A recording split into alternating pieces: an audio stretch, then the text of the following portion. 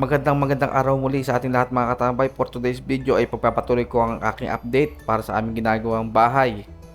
So dito mga katambay ay pinapalitadahan na ang loob ng septic tank at dahil bubuhusan na rin ito para maisara na. So fast forward na nga tayo mga katambay at hapon na at binuhusan na nila itong ating takip ng septic tank. Ito ay nilagyan ng salo na yero. At syempre meron din tayong bakal.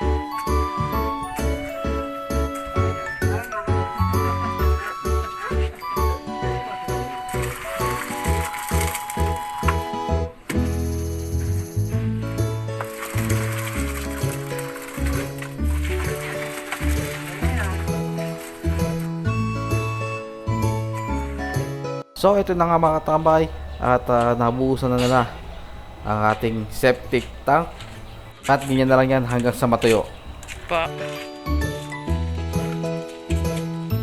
So ayan, after few days matigas na ang ating takip ng septic tank at sinisimulan na rin nilang maghukay para sa dulong poste dito sa ating bahay. Siya nga pala itong aming dating kwarto, ngayon ay nakabagbag na o wasak na.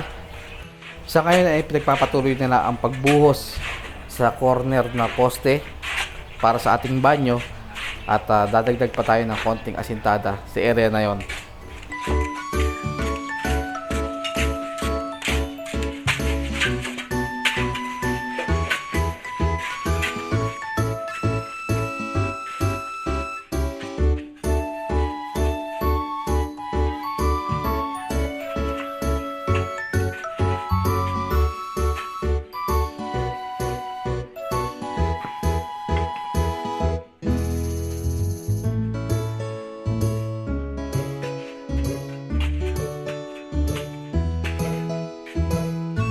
Bali, lumalabas na ang sukat ng bahay natin mga katambay ay nasa 70 square meter. Nasa 10 meters ang haba niya at 7 meters naman ang lapad. Hindi rin namin gano'ng in-expect na ganito kalaki ang kalalabasan. Kaya hindi rin namin expect na ganito na ang aming gagastusin. Pero masarap naman sa pakiramdam mga katambay na ang pinagpapag-work natin sa ibang bansa ay mayroong napupuntahan at nakikita natin yung ating pinagpapawisan.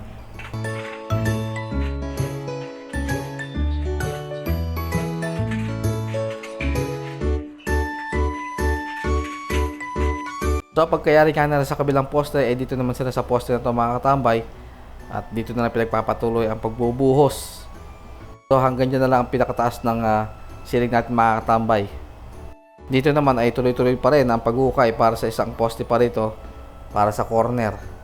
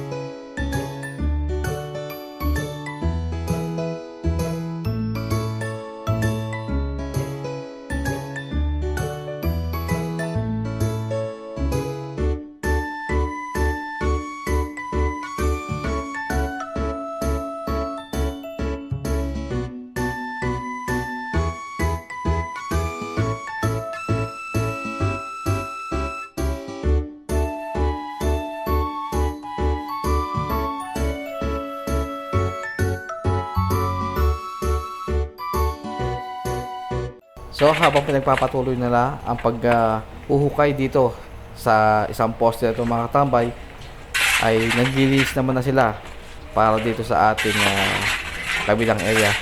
Ito nga palang area na ito mga katambay, itong dati naming kwarto, ay gagawin namin itong sala. Yun namang ibabaw ng septic tank na yon hanggang to sa hinuhukay na poste ay gagawin nating laundry area. Kaya magkakaroon ng division mula sa sala at sa laundry area. At ang mga lahat pala na nahuhukay rito at yung mga bato ay itinatambak natin sa mga kabilang area para mas tumaas na at konti na lang ang ating panambak na lalagay doon.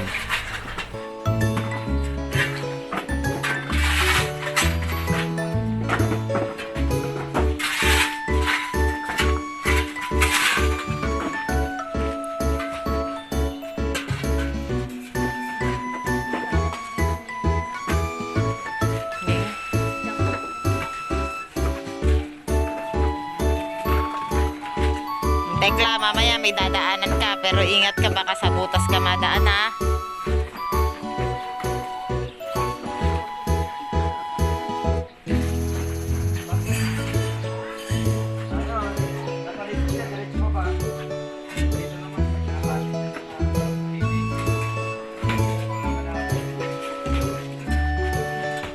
Bagay, kung mahuhulog siya, di naman pataasin eh. Sa baba naman siya mahuhulog eh.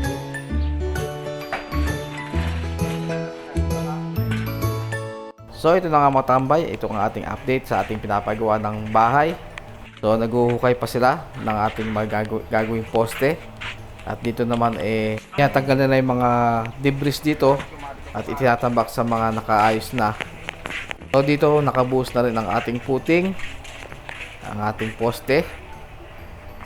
Medyo makalat pa at kailangan natin mag-dispose ng ating mga basura o sukal. So ito nga pala magiging area ito ng laundry, yung may septic tank na yan. At itong side naman ito ay gagawin naman natin ito sa hagdanan. Dahil iniisip nga namin na kung magkakaroon ng pera magpa second floor tayo. Ito naman ay sa kusina at ito naman ang ating magiging banyo. So nilagyan na nga rin pala dyan ng PVC papunta sa ito yung magiging toilet natin papunta sa ating septic tank. So hanggang dyan muna ang ating update sa inyo mga katambay. So hanggang dyan na muna ang ating update ngayong araw. At see you on our next vlog. Kalas!